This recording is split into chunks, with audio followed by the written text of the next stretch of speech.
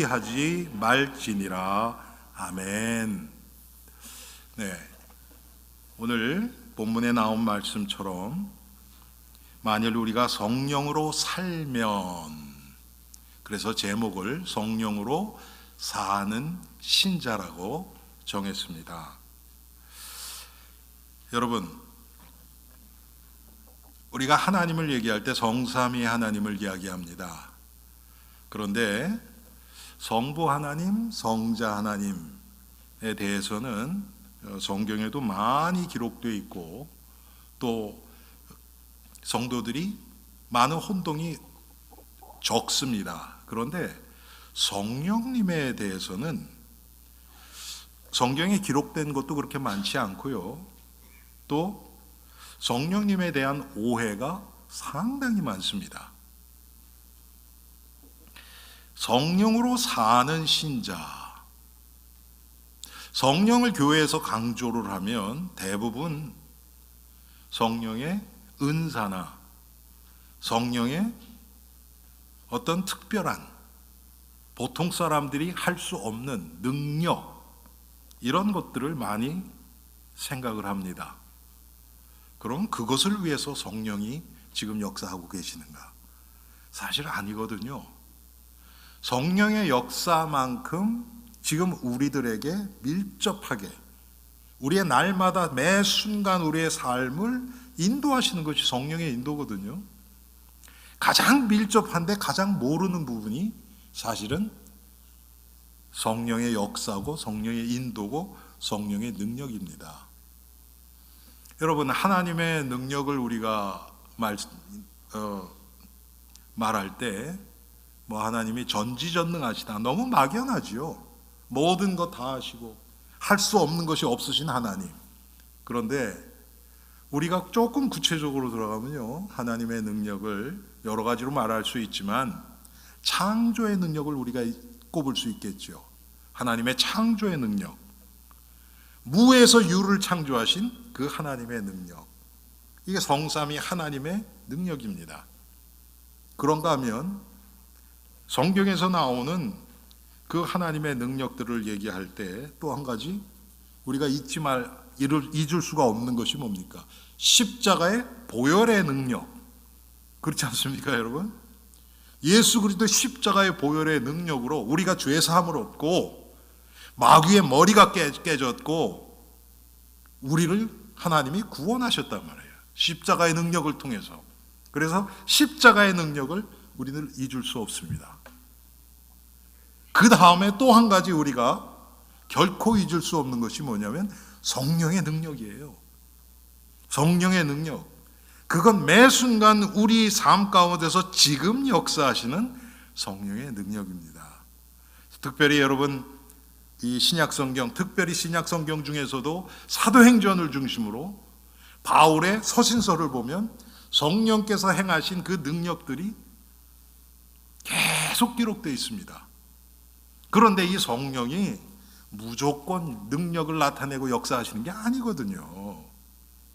성령은 하나님의 창조의 질서에 따라서 하나님의 말씀을 통해서 예수 그리스도의 구원을 이루시는 영이 성령님이십니다. 아멘. 여러분들이 이거를 잊으시면 안 돼요. 그래서 성령의 능력, 성령의 역사를 이야기하고 우리가 묵상할 때 항상 하나님의 창조의 이 질서 가운데서, 쉽게 얘기하면 하나님의 구속사 가운데서 구원의 역사를 이루시는 예수 그리스도를 드러내는 영이 성령이시다, 이렇게 생각을 해야 됩니다. 그러면 성경에 나오는 성령의 은사와 성령의 열매도 당연히 여기에 연결이 되어져야 됩니다. 여러분, 성령의 은사에 보면 예를 들어서 치유의 은사가 있죠. 우리가 예수 그리스도의 이름으로 하나님 앞에 기도를 할 때 환자가, 병든 자가 낫습니다. 그것은 특별한 은사를 주신 분에게만도 있지만 분명히 신유의 은사가 있습니다. 그런데 마가복음 16장에 보면 믿는 자에겐 이런 표적이 따르리니 그랬습니다. 거기에 보면 믿는 자라 그랬어요. 은사 받은 자는에게는 이런 표적이 따르리니 그렇게 얘기 안 했습니다. 믿는 자예요. 여러분들이 다 예수를 믿으니까 지금 여기 앉아 계시는 겁니다. 그러면 여러분에게 주신 이게 은혜고 여러분에게 주신 은사입니다. 이거는 너희가 내 이름으로 귀신을 쫓아내며. 여러분, 이 캐톨릭에서는요, 이 구교에서는 이 축사하는 특별한 신부들이 있습니다. 그쪽으로 이 은사를 받은 그런 분들만 해요. 그런데 우리는 그렇지 않습니다. 우리 안에 예수님이 계시거든요. 그래서 그 예수 그리스도의, 다시 말씀드립니다, 예수 그리스도의 보혈의 능력을 믿는 자들을 통해서 하나님은 성령의 역사로 우리를 통하여 귀신을 내쫓는 일들을 일으키십니다. 그게 무슨 정말 완전히 귀신 들려서 주체할 수 없을 정도로 그런 귀신 들린 사람들이 나가기도 하지만, 쉽게 얘기하면 내 마음이 지옥이에요. 내 마음이 불안, 근심, 걱정, 미움으로 가득 차죠. 이게 마귀의 역사거든요. 그런데 그리스도의 보혈의 능력이 내 안에서 회복이 되어지면 그런 귀신의 역사들이 떠나버립니다. 할렐루야. 이게 남 얘기가 아니에요. 자, 그런데 떠난 게 중요한 게 아닙니다.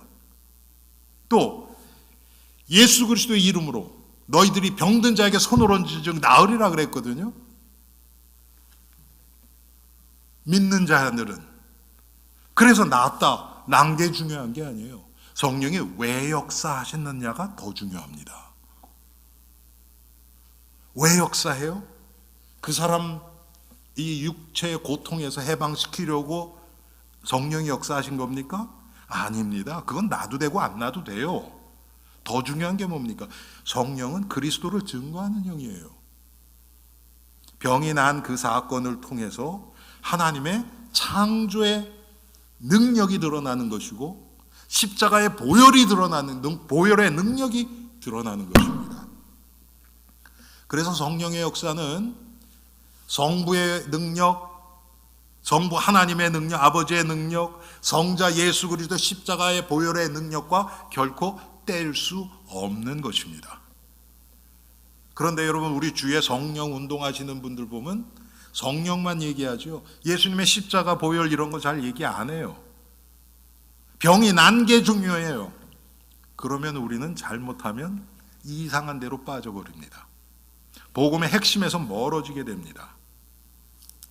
자, 오늘 우리가 읽은 이 갈라디아서 5장, 이 성령에 대해서 아주 구체적으로 성령의 열매도 여기 나오고요, 성령의 역사를 거스르는 육체의 소욕도 설명이 되어 있습니다. 그 앞절에 보면 결국은 성령도 그렇고 마귀도 그렇고 우리의 생각을 통해서 역사를 하십니다. 마귀, 이 사탄 마귀가 우리의 생각을 사로잡아 버리면 우리는 거기에 완전 붙잡혀서 성령의 역사가, 성령이 우리를 인도하시려고 해도 우리 그 성령의 소리가 들리질 않습니다. 여러분, 똑같이 어떨 때는 하나님의 말씀을 듣는데 그 말씀이 귀에 쏙쏙 들어올 때도 있고요, 어떨 때는 들었는데 뭘 들었는지 아무것도 안 남을 때가 있어요. 왜 그럴까요? 나의 마음이, 나의 생각이 지금 어디에 가 있느냐에 따라서 다른 거예요. 저는 예배 드리기 전에 여기서 기도할 때 항상 성도들을 위해서 하나님, 오늘 이 예배가 우리의 마음이 예수 그리스도 그분만 바라봐지는 그런 예배 되게 해달라고 기도하면서 우리의 귀를 막고 우리의 눈을 가리는 이 마귀의 괴계가 꺾어지도록, 그래서 온전히 우리가 이 하나님 앞에 드리는 예배에 집중할 수 있도록 해달라고 기도합니다. 왜? 그게 안 되면 내 노력으로 안 돼요. 여러분, 우리가 이렇게 편안하게 예배 드릴 수 있는 것, 이거 아무나 할 수 있는 게 아닙니다. 하나님이 여러분들을 지금 붙들어 주시니까 여러분 가운데서 지금 졸리신 분 계십니까? 혹시? 그것도 물론 육신이 피곤하면 졸리기도 해요. 그런데 마귀가 공격해서 졸리잖아요. 여러분 어저께 하루 종일 주무시고 오늘 새벽까지 주무시고 24시간 이상을 자고 와도 졸립니다. 마귀가 공격하면 걷잡을 수가 없어요. 과거에 우리 교회 진짜로 그런 일이 있었거든요. 젊은 여자분이 예수님을 믿고 우리 교회 오셨어요. 평신도죠, 물론. 겉모양을 얼마나 깨끗하게 하고 다니시는지. 예수님 분명히 영접해줘. 눈물로 예수님을 영접하셨어요.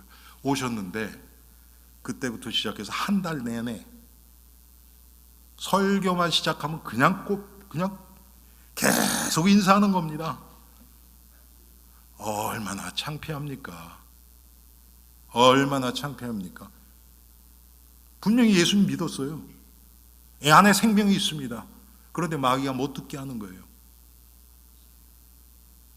그래서 한 달 후에 너무 창피해서 교회를 떠났어요. 안 나오셨어요. 그래도 계속 찾아가서 권면하고 그 이유를 설명하고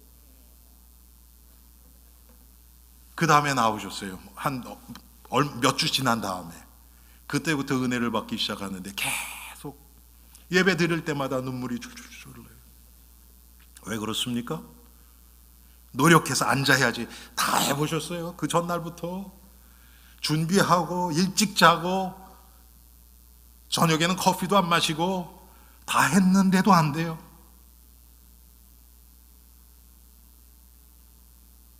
하나님이 은혜를 주셔야 돼요. 여러분 지금 졸리지 않은 분들은 지금 하나님의 은혜로 여러분들을 붙들고 계시는 줄 믿으시기 바랍니다. 지금 여기가 좀 따뜻하죠? 그렇죠? 그런데 안 졸리다. 이게 하나님의 은혜인 줄 아시기 바랍니다. 자, 성령이 구체적으로 나를 이렇게 이끌어 주시는데 그 목적을 아셔야 돼요. 성령이 왜 역사하시는가? 성령이 내 생각을 사로잡으십니다. 그러면 똑같은 사건을 봐도 예수님의 시각으로 보게 하세요. 나를 공격하고 나를 저주하는 사람들을 예수님이 그러셨잖아요. 원수까지도 사랑하라. 그렇게 보여져요. 그 사람이 불쌍하게 보여져요. 왜? 내 생각이 그렇게 지금 그 생각이 예수님의 모드로 딱 바뀌었기 때문에. 여러분 GPS나 이런 것들 여러분 운전 이렇게 해놓고서 간단 말이에요. 가다 보면 어떤 때가 있냐면 이 저녁에 이제 태양이 지나가고 어두워질 때가 있어요. 그렇죠. 그렇게 딱 지나가면 낮에는 어떻습니까? 이게 밝아야죠. 그렇죠. 그래야 햇빛이 있기 때문에 잘 안 보이잖아요. 그러니까 이 밝기를 굉장히 강하게 우리에게 보여준단 말이에요. 그런데 어두울 때는 그럴 필요가 없잖아요. 그러니까 갑자기 촥 어두워집니다. 제가 밑에 오피스에 뭐가 있냐면 우리 교회 이게 CCTV들이 있어요. 여러분 몇 년 전에 아시죠? 우리 교회 이 청소년들이 이렇게 도둑이 들어와가지고 막 파괴하고 그랬었잖아요. 그 후에 우리 집사님이 그걸 쫙 달아주셨어요. 경찰이 그렇게 서제스트를 하더라고요. 그래서 지금 카메라가 8개가 있습니다. 우리 교회. 여러분 그냥 막 들어오시면 안 돼요. 그런데 그 카메라가 제 오피스 위에 이렇게 모니터에 이렇게 스크린이 8개가 이렇게 딱 있단 말이에요. 그래서 1번 카메라는 저쪽, 2번 카메라 여기, 3번 카메라 이렇게 쫙 돼 있거든요. 그런데 그것도 똑같아요. 낮에는 맑습니다. 이렇게 쫙 밝아요. 그러니까 그냥 그 모습 그대로 보여요. 밤에 그대로 보이면 아무것도 안 보이잖아요. 깜깜해지면. 그때 어느 순간 탁 지나면요, 그 카메라 모드가 나잇 모드로 싹 바뀌어요. 그러면 깜깜한데 약간 그게 뭐 저계산 카메라입니까? 뭔지 모르겠는데 하여튼 더 이렇게 잘 보이게끔 딱 된단 말이에요. 모드가 나이트 모드로 싹 바뀌어요. 똑같습니다, 여러분. 나의 마음과 생각을 다스리고 있는 그 영이, 성령이 나를 딱 붙들어 주시면 우리는 무엇을 봐도 예수님이 보시듯이 그렇게 봐진단 말이에요. 그래서 나를 공격하는 자도 미워지는 게 아니라 불쌍해져요. 실수한 사람도 책망하고 원망하는 것, 비판하는 것이 아니라 어떻게 해서든지 감싸주려고 해요. 나의 모두가 그렇게 돼버렸기 때문에. 그런데 여러분, 마귀가 나의 마음을 딱 사로잡잖아요. 그럼 좋은 일이 일어나도요, 그것이 좋게 안 보여요. 감사할 줄 모르고 만족할 줄 모르고 더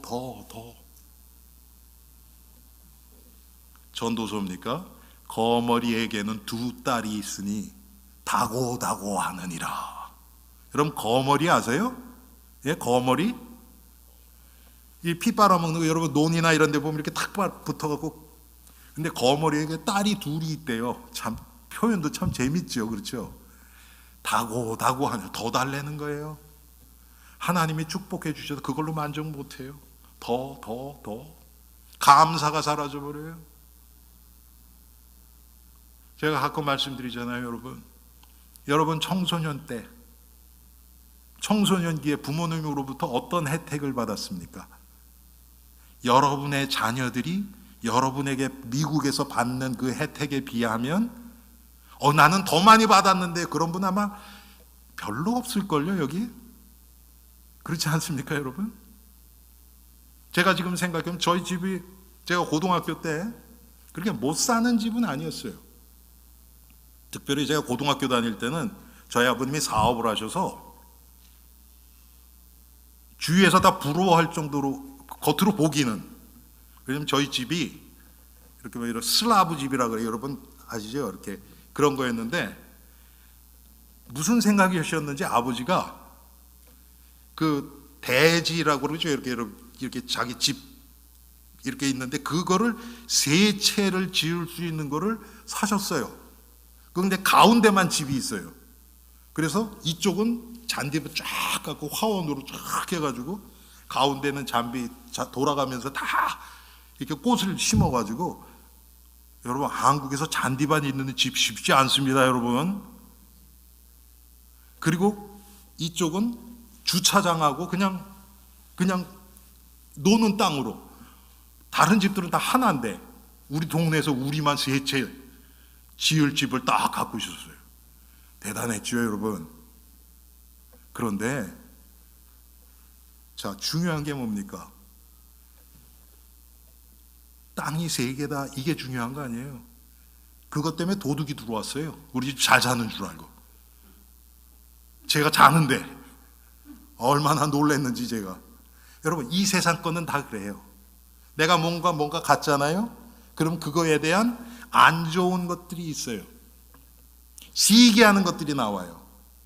자, 어떤 상황에서도 그거에 대해서 더 많이 갖든지 나보다 더 뛰어난 사람이 있으면 사람은 시기해요. 신자나 불신자나. 그런데 성도들 중에서 성령으로 사는 신자들은 그렇지 않아요.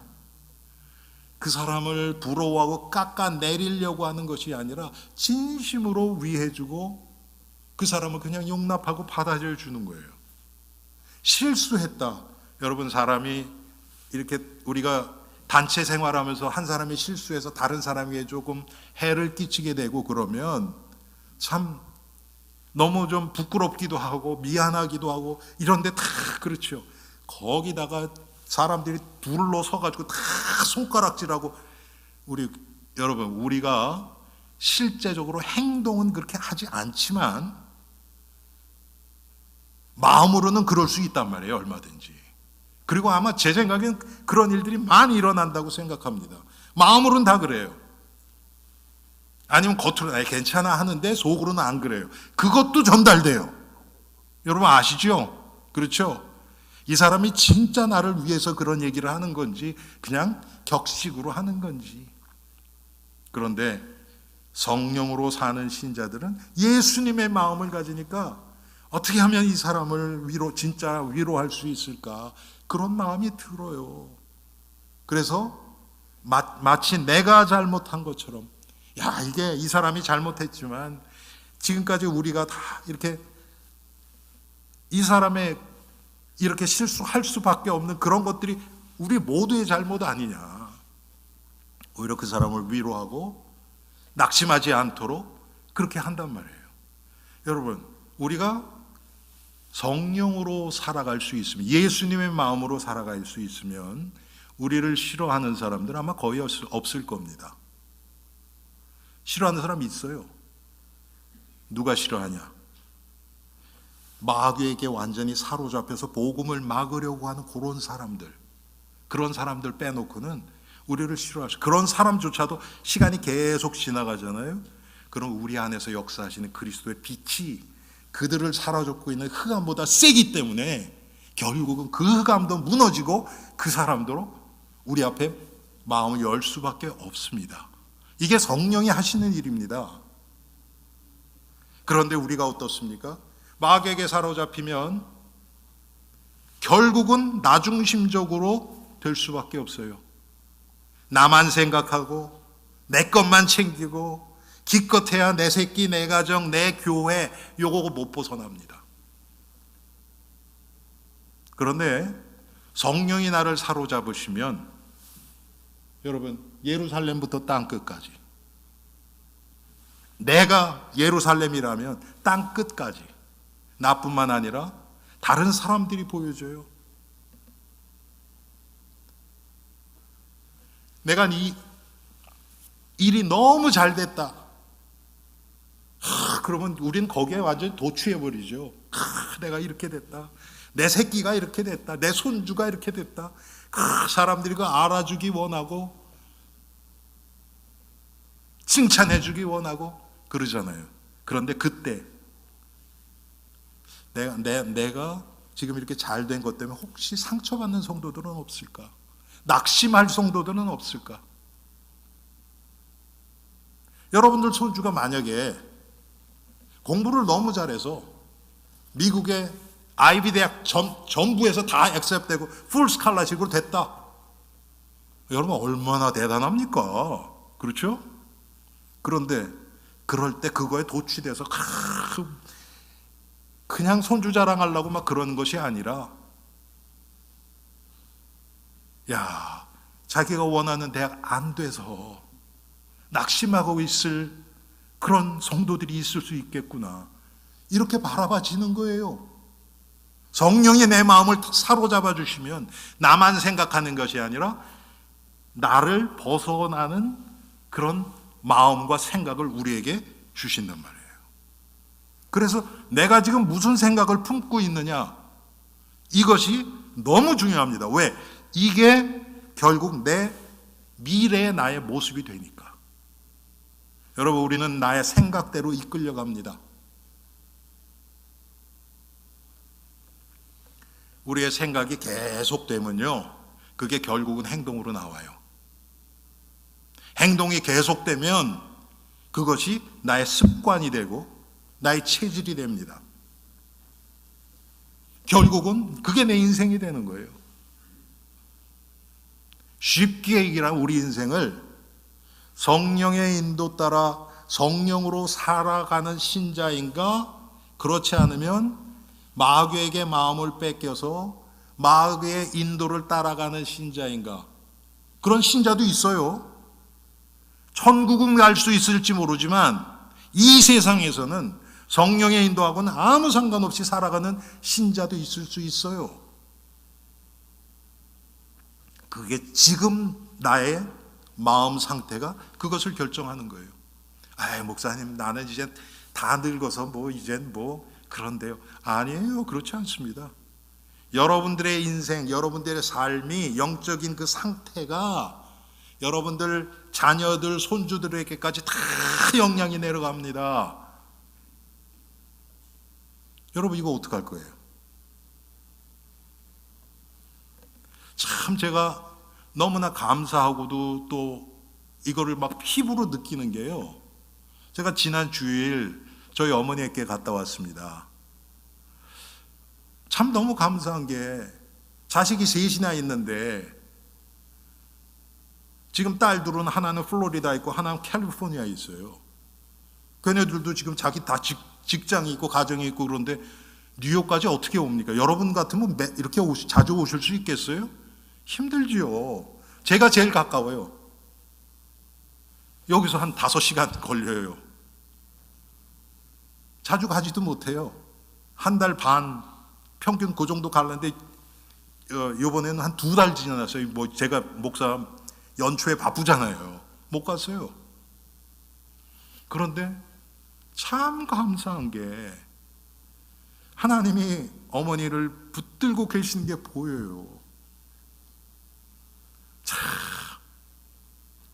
제가 주일날 갔거든요. 지난주. 근데 토요일날 여러분 아시잖아요. 우리 교회 다니시다가 지금은 못 나오시지만 지금도 우리 교회 계속 헌금하시는 우리 로이스 윗 집사님 아시잖아요. 새벽에 전화가 왔어요. 그 전날 금요 기도회가 있었거든요. 금요 기도 때는 제가 여러분 다 가시고도 그때는 제가 마음껏 좀 기도가 계속 되니까 이게 깊이 들어가니까 더 많이 해요. 그래서 어떨 땐 막 10시 반, 11시에도 집에 가요. 그래서 토요일 날 아침을 우리 박병준 목사님이 새벽 기도를 하시는 거예요. 그래서 그날도 늦게 갔죠. 그리고 자는데 새벽에 전화가 왔어요. 응급실을 가야 될 것 같대요. 그래서 제가 갔지요, 당연히. 가서 응급실에 가서 저는 웨이팅 그 에리어에서 4시간을 그냥 딱 기다렸습니다. 거기서 앉아서 기다린 시간만 4시간. 7시 반에 도착했는데 11시 반에 넘어서 끝났으니까. 그러면서 계속 말씀 듣고 묵상하고 그러면서 제가 무슨 생각이 들었냐면요. 제가 그분을 뭐 도와드리면 얼마나 도와드리겠습니까? 그런데 그거보다 몇 배 더 저는 여기서 필요한 사람들을 제가 할 수 있는 만큼 도와드리는데 하나님은 뉴욕에서 하나님이 하시는 거예요. 저는 뭐 우리 성도님들도 지금 집에 이렇게 홈케어 오시는 분들도 계시고 또 홈케어로 일하셨던 분들도 여러분 계시잖아요. 저희 부모님을 돌보던 아파트에 사실 때 돌보시던 홈케어 자매님 한 분이 아버지 돌아가시고 벌써 2년 전에 어머니 아버님 너싱홈에 들어가셔서 그때부터 매주 한 번씩 한국 음식을 거기는 한국 음식이 안 나오거든요. 한국 음식을 해가지고 가서 어머니랑 같이 식사하고 거기 정리 다 하고 요번에 갔더니 어머니 그 침대 머리 위에 이만한 보드를 붙여놔가지고 손주들 사진을 다 이렇게 해놨더라고요. 여러분 우리가 페이해 주는 게 아니에요. 아니 돈으로 페이해도 누가 그렇게 하겠습니까? 어떻게 보면 하나님이 저희 가정에 보낸 천사라고 생각을 해요. 물론 예수 잘 믿으시는 분이고요. 제가 말씀드리는 건 뭐냐면 하나님이 우리의 인생을 붙들고 성령을 통해서 지금 역사라고 하고 계시는 거예요. 우리가 모를 뿐이지. 그거를 제가 예를 들어서 시간이나 재정적으로 그걸 계산을 해가지고 그게 아니에요. 계산으로 나오지 않습니다. 하나님이 하시는 일은. 성령으로 사는 성도들은 계산으로 계산이 안 되는 삶입니다. 할렐루야. 여러분 하나님으로 받은 이 구원의 은혜를 돈으로 얼마로 어떻게 계산하시겠어요? 여러분 한번 계산해 보세요. 그러면 여러분 인생을 이병철 씨가 죽기 전에 그랬다 그랬죠. 그 주치의한테 내 생명 6개월만 연장해달라 그러면 내 재산 반 주겠다 그랬대요. 여러분 이병철 씨만큼 돈은 없겠지만 여러분 재산의 반을 뭐 6개월이 아니라 한 5년, 10년으로 잡읍시다. 내가 10년만 더 살 수 있으면 내 재산 반 주겠다. 여러분 그렇다면 생각해 볼 만은 하잖아요. 그렇죠. 10년인데 하나님의 은혜는 어떻습니까? 구원의 은혜는 몇 년이에요? 예? 우리 구원이 몇 년이에요? 언제 익스파이어가 돼요? 우리 구원이 없잖아요. 그렇죠? 숫자적으로 계산해 보란 말이에요. 그게 얼마인가? 그 다음에 좀 얘기합시다. 우리가 불평하고 불망하고 원망하려면 그거를 깔고 얘기합시다. 그러면 할 말 있겠어요? 없겠어요? 여러분? 없죠. 성령이 아니 우리가 너무 계산하기 좋아하니까 제가 말씀드리는 거예요. 성령으로 사는 자들은 이런 삶입니다. 그 성령이 그런데 우리를 모든 이 과거의 저주로부터 우리는 해방됐음에도 불구하고 지금도 그 영향 하에 살아간단 말이에요. 죄의 저주, 하나님의 진노. 여러분 가장 큰 게 이거예요. 하나님의 진노가 가장 큽니다. 우리가 죄 때문에 하나님의 진노 아래에 있었던 거예요. 그래서 구원받았다는 것은 마귀의 속박에서 벗어난 것도 있지만 그건 아주 한참 지나야 나오는 거고 제일 큰 것이 하나님의 진노로부터 벗어난 것이 구원입니다.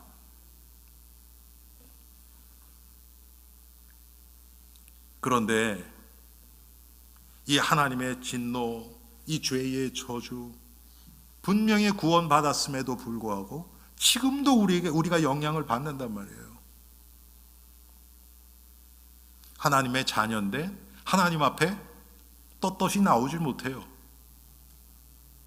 하나님의 자녀인데 탕자가 아버지를 그리면서 그 상태에서 그대로 아버지 앞에 나올 수 있었던 그 믿음이 없어요. 어떻게 보면 이것이 교회의 실책일 수도 있어요. 목사의 잘못이 크다고 저는 생각합니다.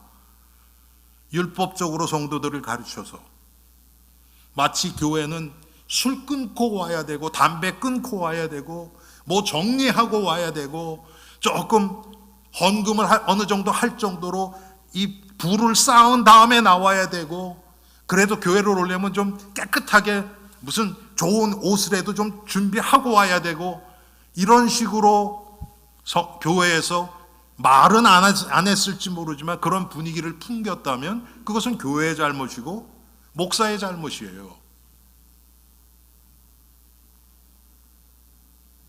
성령은 우리 있는 그대로 탕자가 그 돼지 우리에서 돼지가 먹는 그 주염 열매 먹고 싶은데 그것도 없어서 배고파하던 그 상태 그대로 아버지 앞에 나오는 겁니다.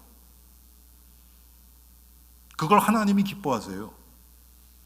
하나님이 기뻐하시는 여러분 것은 큰 아들처럼 아버지 앞에서 체면 차리고 그냥 아버지 눈치 봐가지고 친구들도 집에 초청 못하고 그렇게 벌벌 떨고 있는 것이 아버지가 기뻐하시는 것이 아니고 아버지의 사랑이 얼마나 큰지를 믿기를 원하시는 거예요.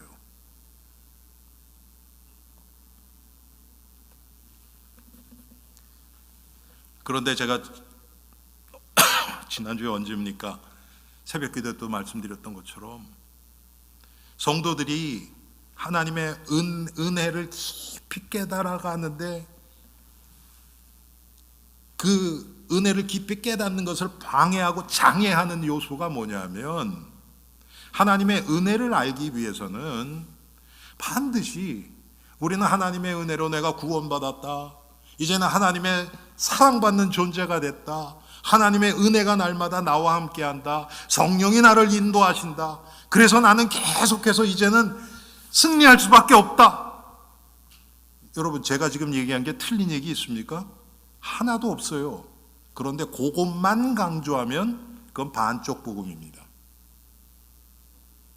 이 은혜가 은혜되기 위해서는 내가 구원받지 않았을 때 상태가 어떻는지를 알아야 되고요. 우리를 구원하시기 위해서 하나님이 치르신 그 대가를 알아야 돼요. 그런데 이것을 자꾸 사람들은 잊으려고 해요. 그게 뭡니까?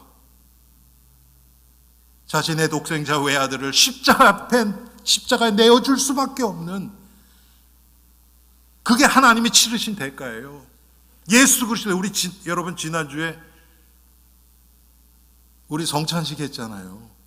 예수님의 찢기신 살, 흘리신 보혈, 그게 우리를 위해서 예수님이 흘리신 대가 아닙니까? 근데 이거를 자꾸 약화시켜버려요. 그리고 하나님이 나를 구원하셨다, 이제는 나는 무조건 천국 간다. 맞아요. 구원받았으면 천국 가요. 그런데 천국이 이 세상에서는 잘 체험되지 않을 겁니다. 왜? 하나님의 은혜가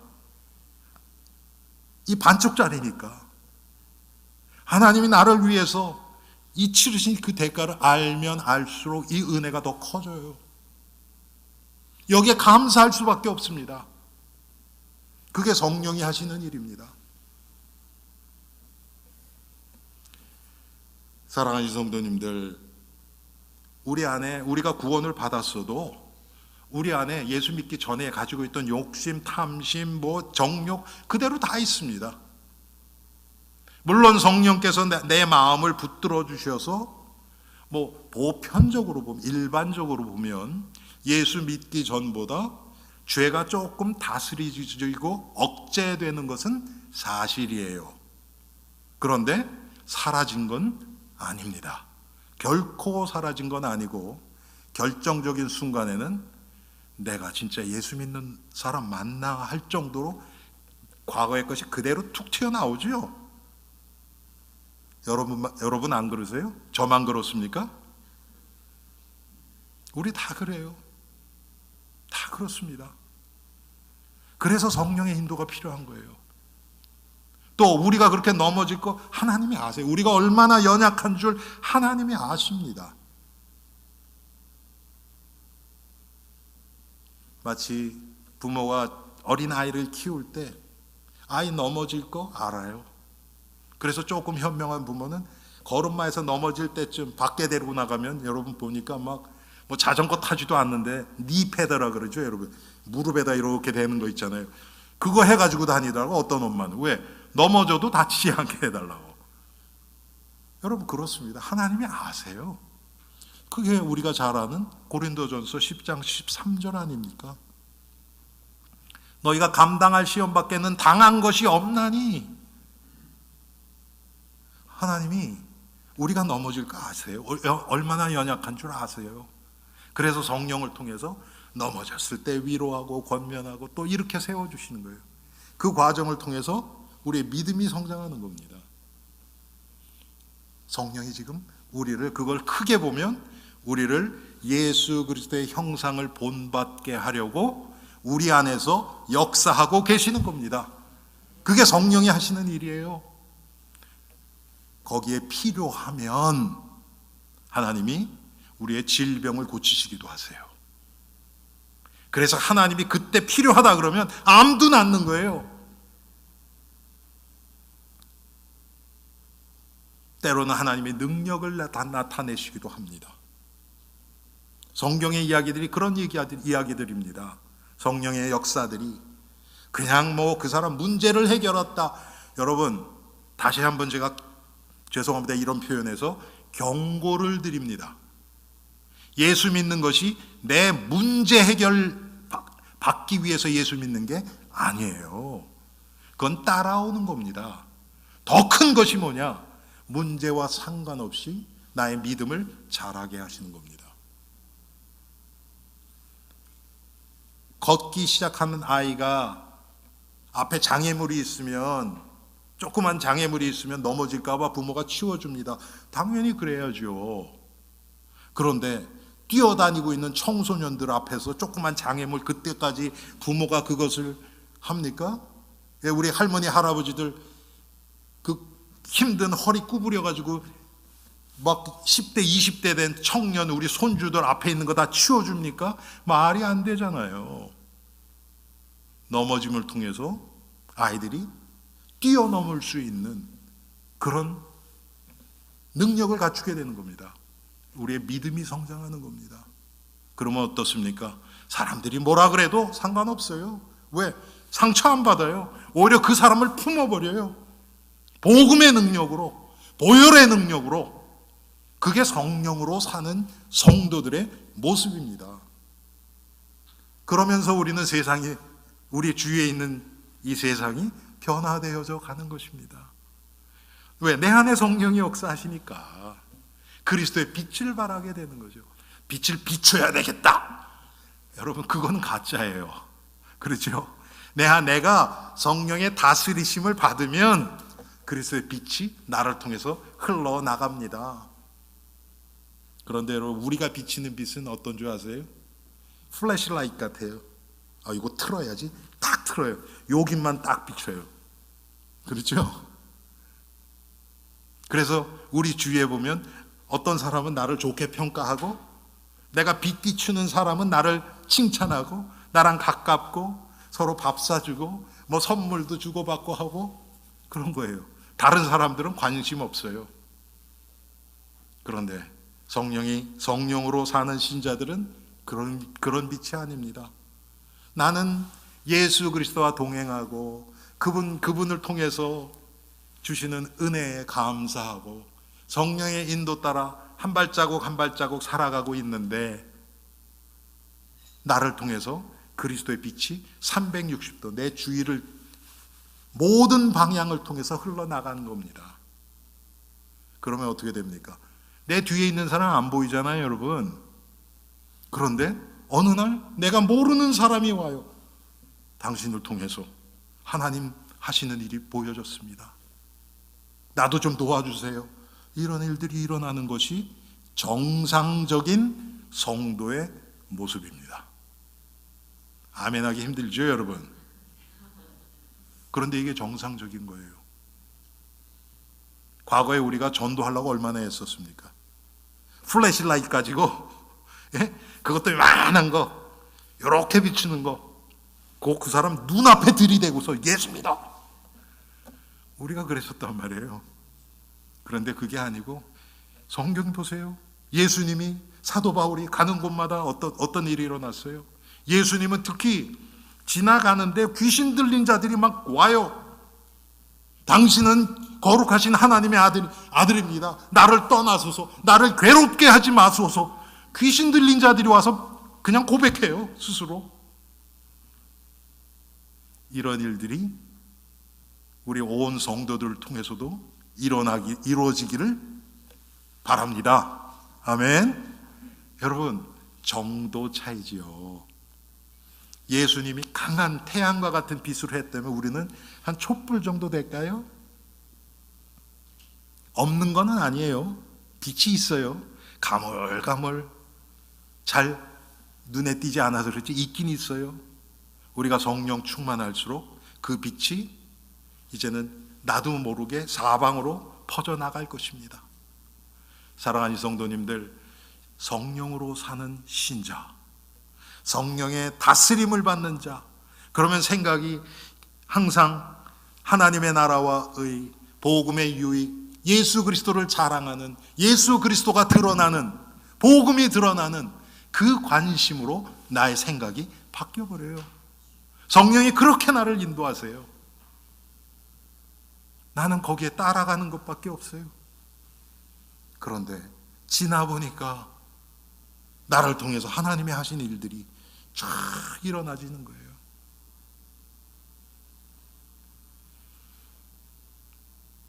뭐 제가 오래는 살지 않았지만 제가 언젠가도 말씀드렸죠. 제가 다음에 한국 가면 꼭 가보고 싶은 데가 양화진이라고 말씀드렸어요. 초창기에 한국에 와서 복음을 전하셨던 그 선교사님들이 묻혀있는 곳, 그분들에 대한 감사함이 점점 커지고 있어요.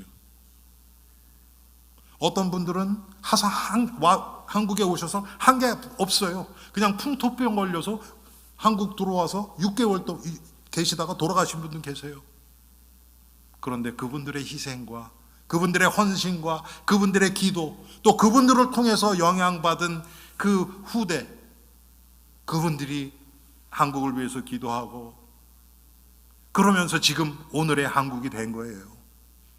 야, 우리의 후대들이 우리를 통해서 어떤 영적인 영향을 받을 수 있는가? 지금 우리 후대들이 어떤 영향을 지금 받고 있는가? 우리 손주들이 우리 할머니 할아버지 그럼 무슨 생각을 제일 많이 하는가?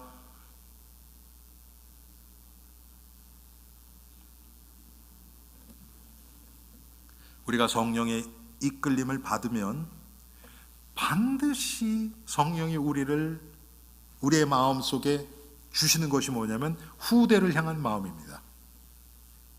이것은 절대로 빠질 수가 없어요.